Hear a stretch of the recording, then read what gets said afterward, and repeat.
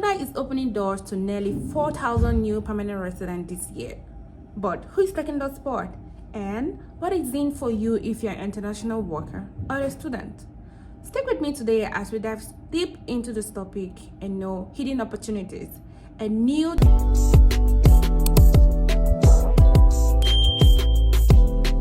Hi besties, welcome back to my channel. It's your girl Melina, and today we're going to dive and go deep into Canada immigration levels for 2025, breaking down the numbers, the strategies, opportunities, tips to get ahead of the thing is every year IRCC publishes a plan and set out immigration target for the next year. So the plan that they're giving us for 2025 is not just for this year, it's going to be for 2026 and even 2027 inclusive. So it shows how many permanent residents Canada is expecting in terms of provisional nominee, in terms of refugee, family sponsorship and all that. And also this plan is critical because it shapes your chances of success. It makes you to know where you have to look, it makes you to know what you're supposed to put in, and if there are changes, this plan helps you to prepare, and put yourself together and know what to do and how to align best for you to get the permanent residency. So for this year 2025, there have happened to be a little drop from the previous year, which is 2024, but that's not the bone of contention for this video.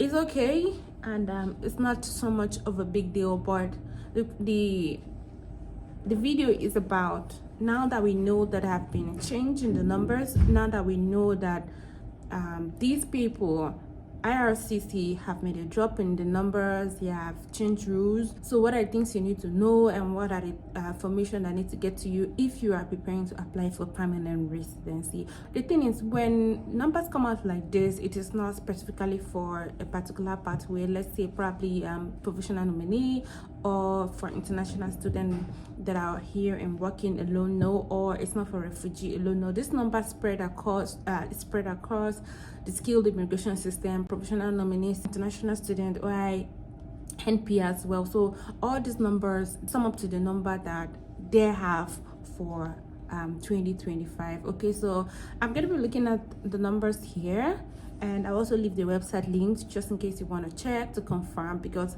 of the truth, what I'm sharing here is my honest opinion. The rules change, IRCC changes rules and requirement, and all this is done to better the life of its citizen and create a better economic place for its citizen as well. So in terms of economic class, EE and provisional nominee, what they are looking to give, their target is to 24,000. Yeah, then for family, like family sponsorship organization, what they are looking to give is 110,000 in terms of permanent residency. Then we have the refugee and the humanitarian, that is the asylum seekers. They're looking to give about 45,000 to that. So if you sum it up together, it total the 395,000. So there's been a drop from the previous year, but in all, what they are seeking to do is to make the country a better place. And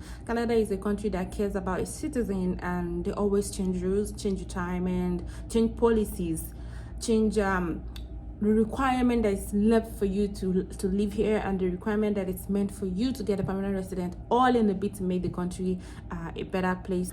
So the thing is this: economic immigrants are still Canada's top priority, like the skilled worker. Now that we know that the numbers have been dropped, what are you going to do? What do you need to know? What you need to know here is that the skilled trade, Canada are still and always, at this moment at least, still one skilled trade. In this era where there is trade banter up and down, just for choice of word, what Canada, not even Canada alone, anyway, I'm talking about Canada right now, but what I know that countries will need and will need for a very long time are skilled workers. So if you're someone that is, I've been thinking about going through the skilled trade route, or you're someone that is a skilled worker, sharpen your gift very well, get the required certification, and head straight to that pathway. I tell you, and I kid you not, it's one of the fastest ways to you having your permanent residency. So go for it. Then another one that I've seemed to change a little bit is family sponsorship. As compared to the previous year, the family sponsorship numbers are up. So if you have been someone that have been away sorry, so if you're someone that have been away from your family for a very long time, someone that have been separated because of school or because of work, you migrated here, the time is now. Get your English test together. If you need to take a French class to get your numbers up, do it and get into that pool right now. Another one we want to talk about again is refugee. That one, actually, I see a drop as compared to last year. If you're thinking of going through that route, you have to have your facts and you have to have your onions complete. That is why this information is needed. You should actually desist for it if you have alternative and it's not a matter of life and death. So go through something else. Think about getting a skill, and giving you an alternative to become a permanent residency. So for students, permanent residency might seem like it won't take a bit longer, but PGWP remain the key, right? So and that's what always leads me to the point I keep saying it, that I'll prefer you to study a master's program as compared to a college program. But that's aside, that's not what this video is about. If you want to get information about that, you can check my previous video. And if you have watched unto this moment, please give me a thumbs up, give me a like, subscribe to this channel. We did out honest truths and realistic facts here, not just grabbing what we see on the net or just what anyone will tell you. Okay, if PGWP is the key, then you will need 3 years post work to actually stabilize and sit down very well, not to be under tension, under pressure for you to get your permanent residency. So my dear, if you're coming here, have it at the back of your mind. Have it at the back of your mind that you need to study a 2 years program, not a 1 year program anymore, because like this video is about and stated here, PR might take a little longer. So having your 3 years PGWP is the bank for you to take home, for you to live here successfully and in peace. Okay, so for workers, those with high demand occupation, like the skill work we talk about, IT, the hospitals, the nurses, you guys have the best position of becoming a permanent resident. So kudos to you if you are here. If you're already here, you're looking to come here, and you are in the IT sector, or in the nursing sector, or the tech, construction workers, welcome, because this year is still your year to get in a permanent residence. Okay, so go for it. Then let's talk about family sponsorship timeline. It remains reasonable between 12 to 18 months, like a year to a year and a half. Okay, so so these are some of the things that, some of the changes and some of the information that you need to know as regard the level for this year. Then if you want to look at the upcoming year, I'm not going to talk about that much. It drops. Okay, I'm going to leave the link to the IRCC website just in case you want to talk about maybe 2026 and 2027. You see that it goes on a little. So if you want to make any change, if you want to make any move, even coming to Canada, my dear, the time is now.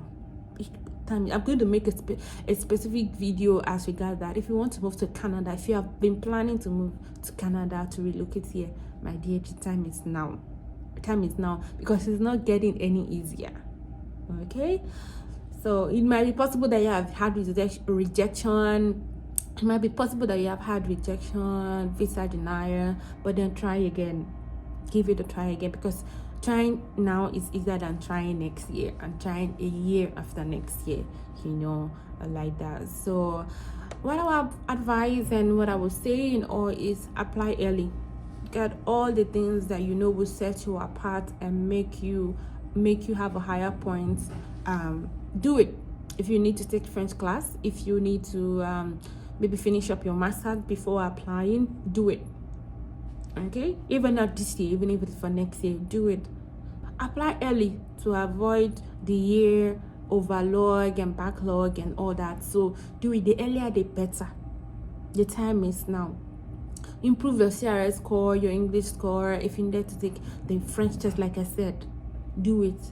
Put it in all you got and get it, and then you can decide what you want to do when you finally get your PR application. But then I'm wishing you the best, and I'm very sure that I'll see you at the top.